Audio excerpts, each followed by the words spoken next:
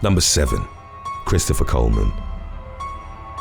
In 2011, professional bodyguard Christopher Coleman was brought to trial for murdering his wife and 2 sons. The 34-year-old worked as the head of security for high-profile televangelist Joyce Meyer. He and his family resided in a quaint suburban neighborhood near the city of Waterloo, Illinois. Their idyllic lives were shattered when Coleman's wife Sherry and 2 children, Garrett and Gavin, were found dead inside their home. Months prior, Coleman had received threats against him and his family via an unknown email address. Local police subsequently began regularly patrolling the Coleman's residence and the surrounding area to ensure their safety.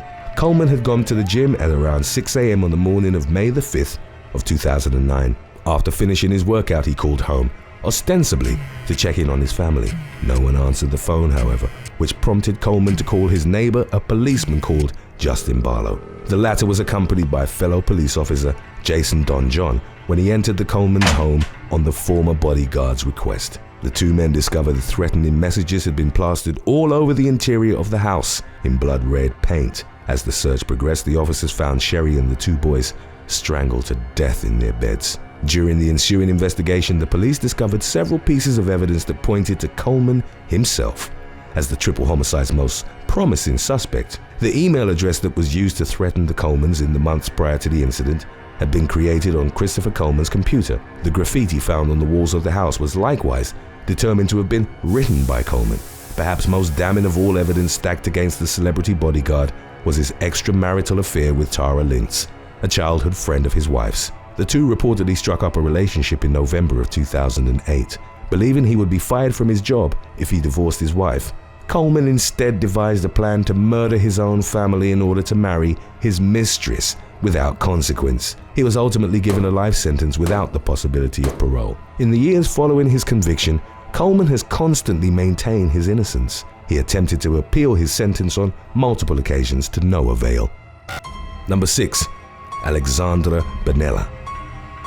The top security aide to French President Emmanuel Macron was found guilty of assaulting 2 young protesters in an incident that occurred during the 2017 May Day demonstrations in Paris. A video surfaced from the anti-capitalist protests that depicted Macron's bodyguard, Alexandre Benalla, repeatedly striking a young man and grabbing a young woman by the neck while wearing a police helmet. Benalla was not a member of law enforcement, however, and he had been given leave from his post in Macron's security detail to attend the demonstrations as an observer. Following the dissemination of the video online, Benalla was fired from President Macron's staff and officially charged for beating up the demonstrators. Investigators also found that the former presidential bodyguard had been illegally carrying a firearm during public outings with Macron. Bodyguards were only authorized to be armed while stationed at party headquarters. Prosecutors pursued further charges in connection with Benalla's consulting business, particularly operations that entailed traveling to Africa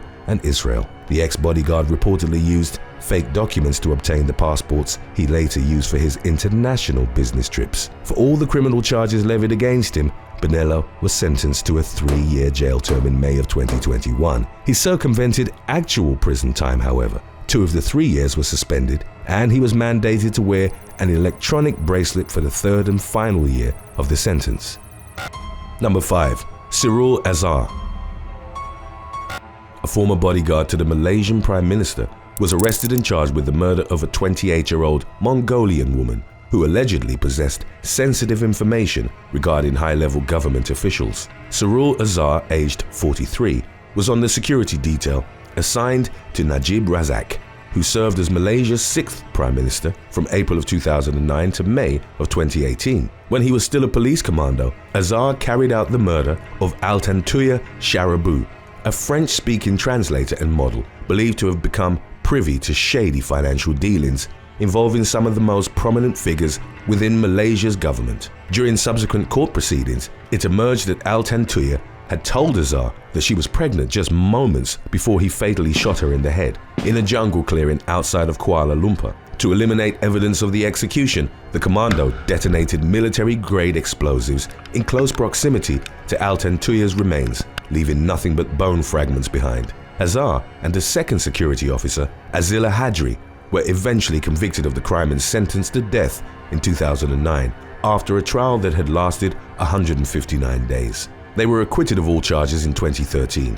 Following a decision by the Court of Appeals that sparked tremendous controversy among the Malaysian general public, the acquittal was overturned by the federal court in 2015, and Azhar, who'd been living in Queensland, Australia, with his 15-year-old son, was brought back into custody by Australian authorities. In the years since Al Tantuya's murder, the former Prime Minister and employer to the two individuals found guilty has consistently denied any knowledge of or involvement in the crime.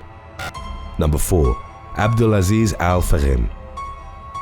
General Abdulaziz Al Farem had served as the chief bodyguard to multiple members of the Saudi royal court prior to being gunned down in September of 2019. Saudi Arabia's state-run press agency reported that Al Farem was killed during a contentious dispute in the Red Sea port of Jeddah. The general was visiting a friend's summer home when another acquaintance, Mamdouh bin Mishal al-Ali, arrived unexpectedly.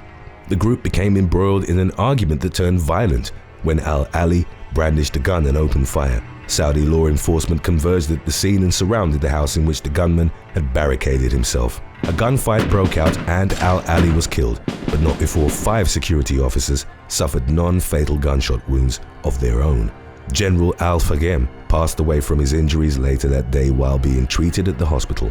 The sitting Saudi monarch, King Salman, urged regional intelligence authorities to gather information that might help explain the attack that had taken the life of his top bodyguard. Following Al Farem's death, speculation arose as to whether the shooting was actually a targeted attack by the disgruntled Saudi crown prince. The editor-in-chief of the Arab Times reported that a hidden coup had begun to emerge from within the royal court, and Al Farem was caught in the crossfire of the alleged power struggle between King Salman and Crown Prince Mohammed bin Zayed. It was also reported that Al Farem was killed because he possessed information about the infamous death of Saudi Arabian journalist Jamal Khashoggi. Number 3. Pascal DUVIER. After celebrity bodyguard Pascal DUVIER allowed Kim Kardashian to be robbed at gunpoint while she was under his watch, he was let go from his position on the influencer security team and subsequently faced a $6.1 million lawsuit from her insurer. In October of 2016, Kardashian and her sisters Kourtney and Kendall were in France, attending the semi-annual Paris Fashion Week. They were accompanied on the trip by DUVIER, who'd long served as a bodyguard for the famous family. Kardashian was alone at the private apartment in which they were staying when she was accosted by 5 armed robbers disguised as police officers. The incident took place while her 2 sisters were at a nightclub under DUVIER's supervision. Kardashian was bound and gagged and subsequently locked in the bathroom. The thieves absconded with $10 million worth of jewelry. DUVIER came under heavy fire following the robbery. Many questioned why he'd allowed Kardashian to be left without any protection at the apartment while he was out with her sisters. Some even proposed that there was a grander plot in which he'd conspired with the robbers, but such speculations remain unproven. The multi-millionaire's insurer, American International Group, ultimately took legal action against the experienced bodyguard. They sued DUVIER and his company, Protect Security, for negligence. Although the $6.1 million suit was eventually settled outside of court, DUVIER parted ways with the Kardashians just a month after the incident in Paris. He continued to work with well-known celebrities even after his termination and, in July of 2021, was seen escorting singer Adam Levine around Miami.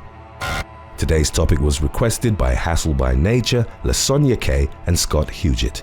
If you have any other topics you'd like to learn about, subscribe and let us know in the comments section below. Number 2. The assassination of Indira Gandhi.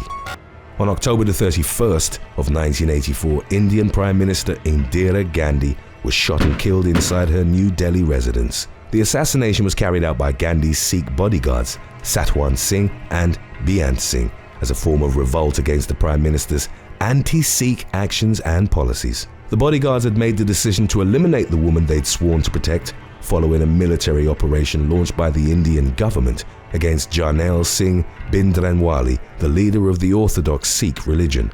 The week-long military action was codenamed Operation Blue Star, and its primary objective was to remove Bhindranwale and his followers from the holy golden temple of the Harminder Sahib.